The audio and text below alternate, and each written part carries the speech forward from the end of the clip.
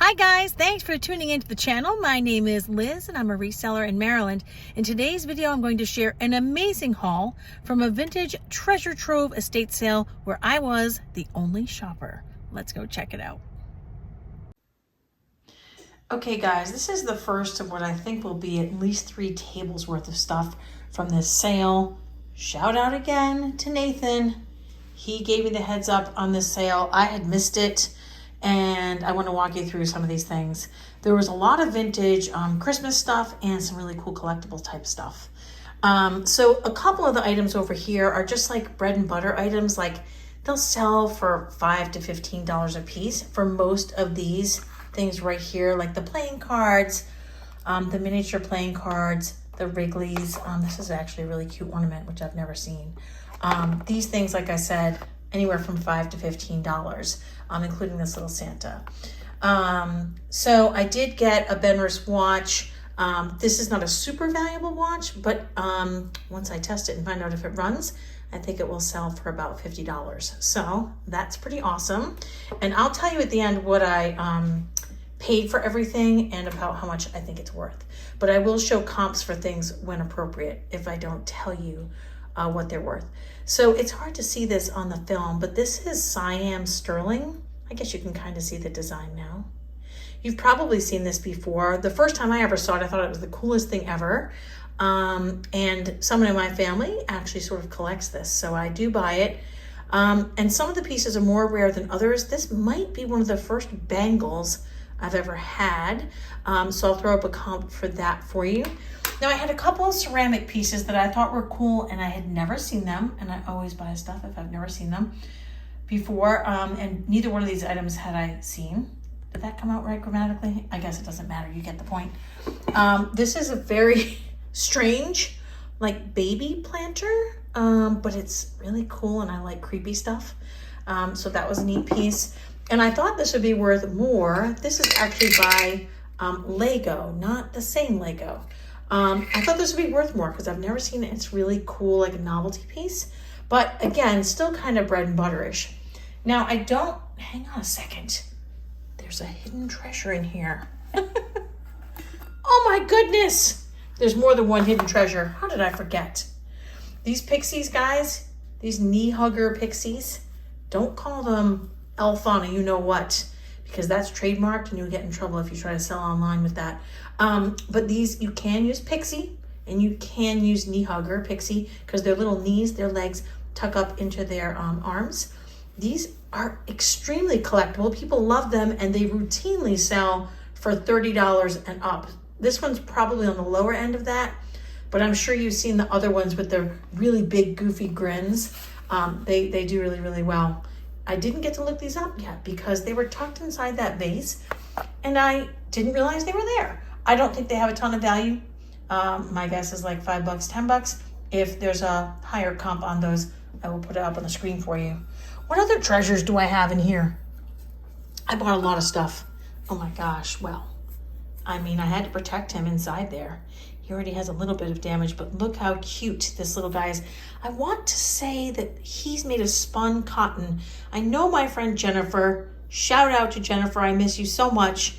I know she would know, but how adorable is this Santa? I think it will be easy to give him a little bit of a touch-up type repair and he will probably sell well. Again, since I didn't get to look him up, I will only throw up a comp if it's something more than say $15.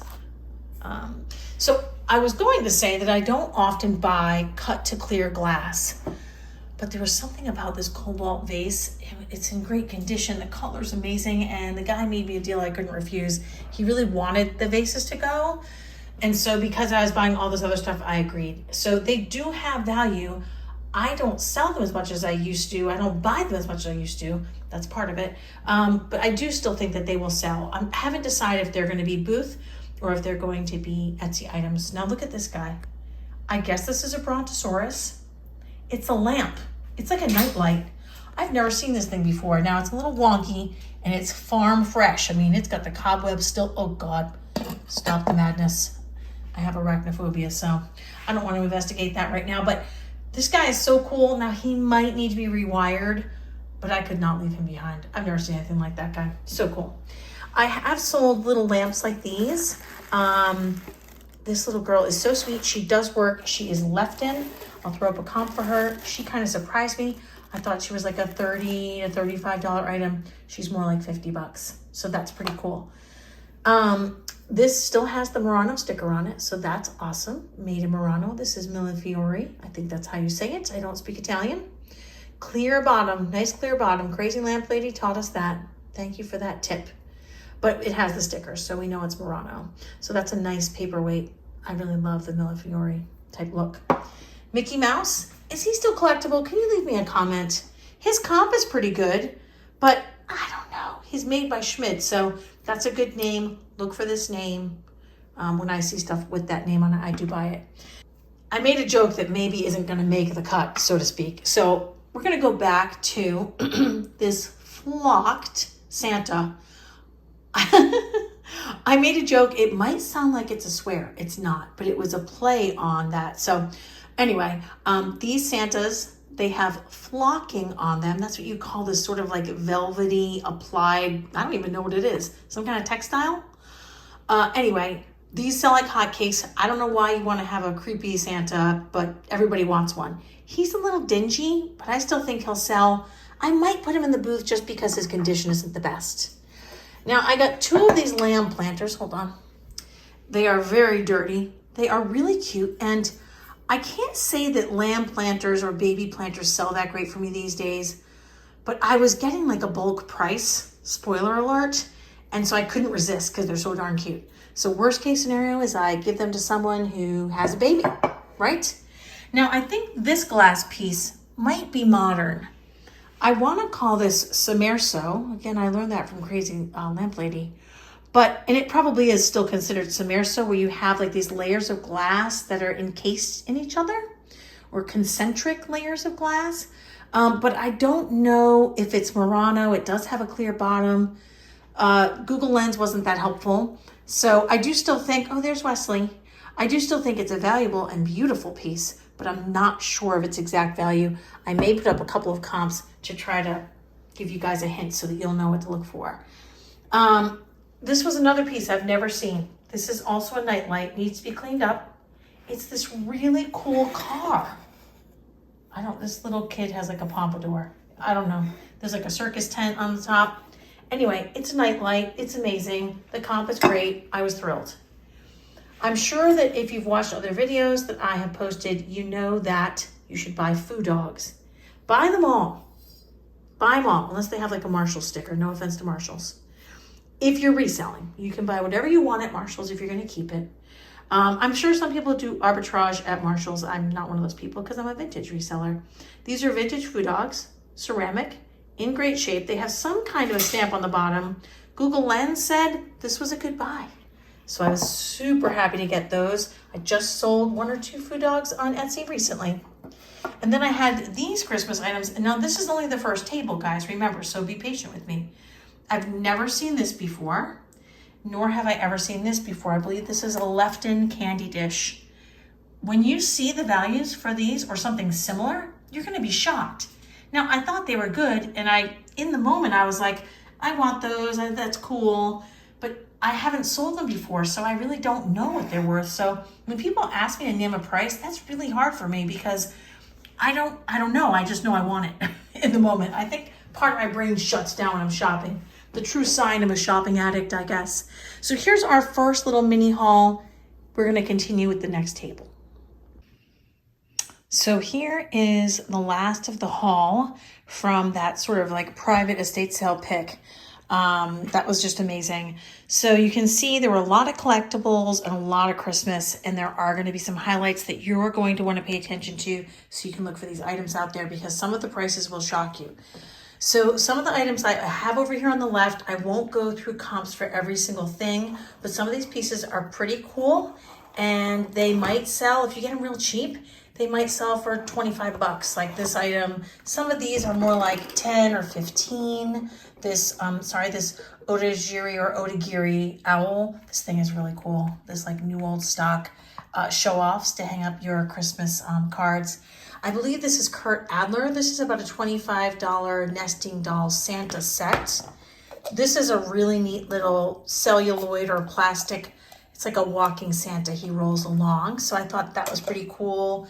We have a little dog ashtray with a hydrant. I believe this is Kurt Adler as well. So pieces like the Kurt Adler piece are probably around $25. Like I said, Snoopy the owl, these other pieces, I'm going to say around 15, maybe a little bit more for something like this because I've never even seen this before. Now, when I saw this white deer dish, I got really excited, but it's actually an Elizabeth Arden piece. Now, it's still worth about 40 bucks, but I thought it was something like amazing, like Meissen or something like that, Minton or just some, because I looked at it very, very quickly, you know. It looked like some fine German porcelain piece. It's still pretty nice, and 40 bucks is nothing to sneeze at. I really like this beaded, like accordion top, I don't think that's what you call it, expandable top bag, this purse, and I think they were going for about 50. These two perfume bottles have this feathering or feathered decoration to the glass.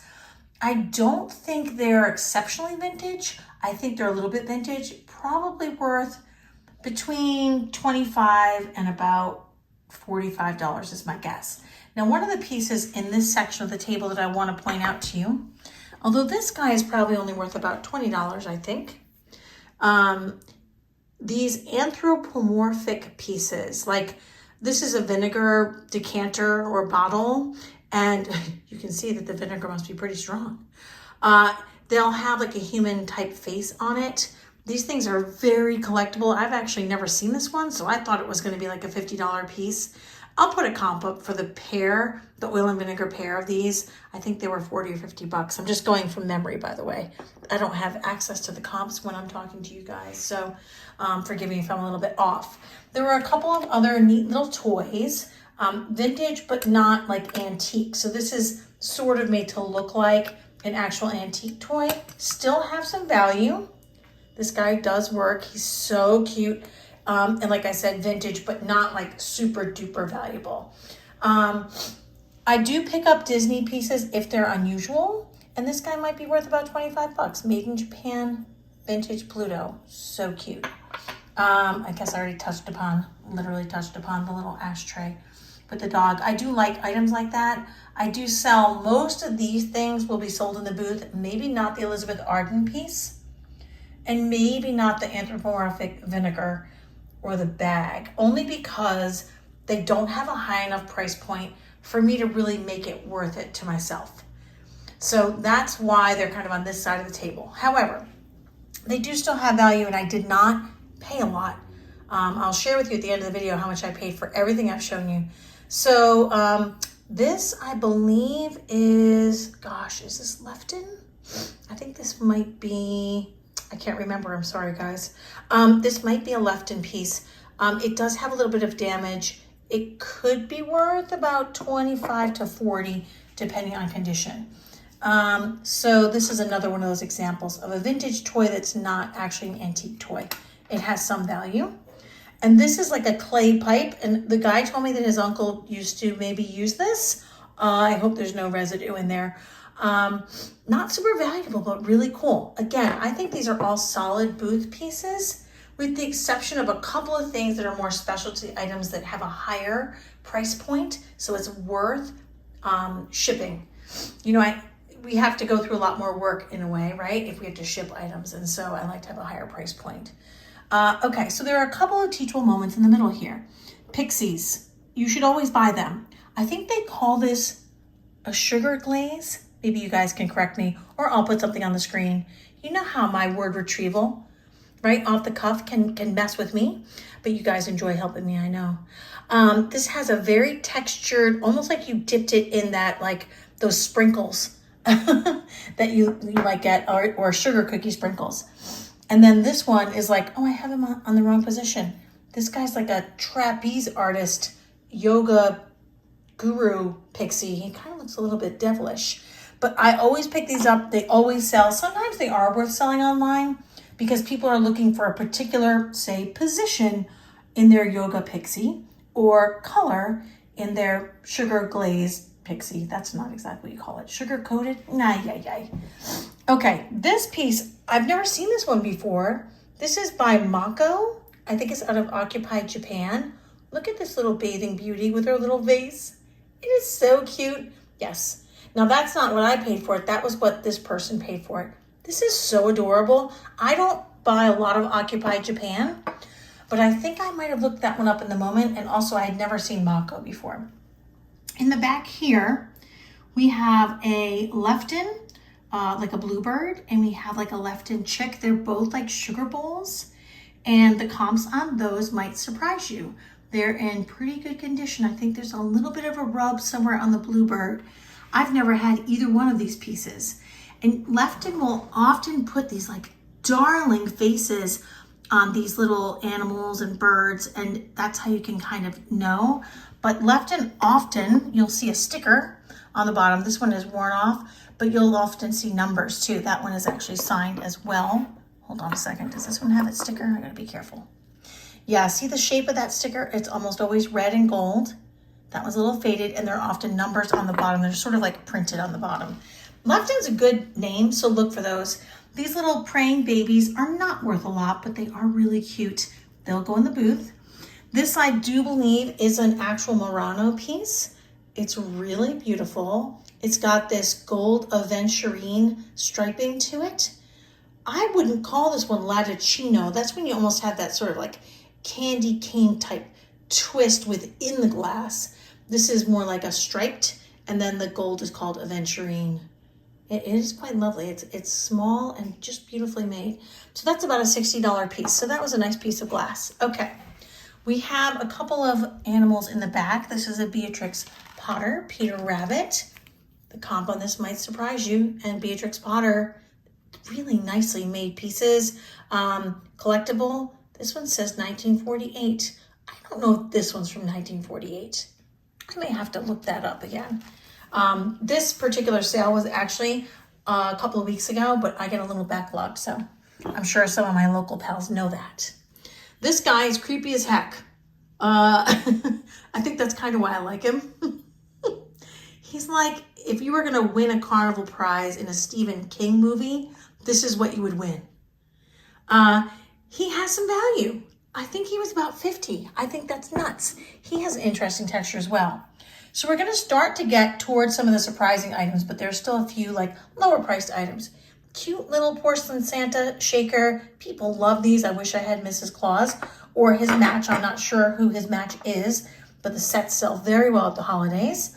This is a little goble piece, clearly marked. Not the most valuable, but I thought it was darling, and I've never seen that one before. So goble is another name in addition to Lefton that you might want to look for. Okay, another cool Santa. I think this one's Napco. He's a candle hugger. I don't have a candle for him to hug. Cute little dishes. I believe these were Nippon. I don't know what those are for. Are they for a sauce? A butter pat? Your tea bag? I don't know. Help me out, guys. I know I sold some years ago, so I could probably look it up and see what I identified them as. If you have ever seen one of these gum rests, leave me a comment. I think this is my third one. The first time I found one, I had no clue, and I think it said Gum Parker on it, and I was very confused. If you've watched Willy Wonka, you could see that maybe you might need a gum rest instead of using your bedpost or whatever the heck the girl used in that movie. But anyway, people do like those collectible. I did not identify who made this yet. It's like a little trinket dish. It's really cool. It might not be worth much, but I do love it. These items here, by the way, the shaker, the goble, the candle hugger, those items will probably sell for like $10 in the booth. This I might sell on Etsy because it is a set made by a good maker. And maybe the gum rest I'll put on Etsy only because someone might be looking for one that's blue that says gum rest instead of Gum Parker. But I just wanted to run through some of those items a little more quickly.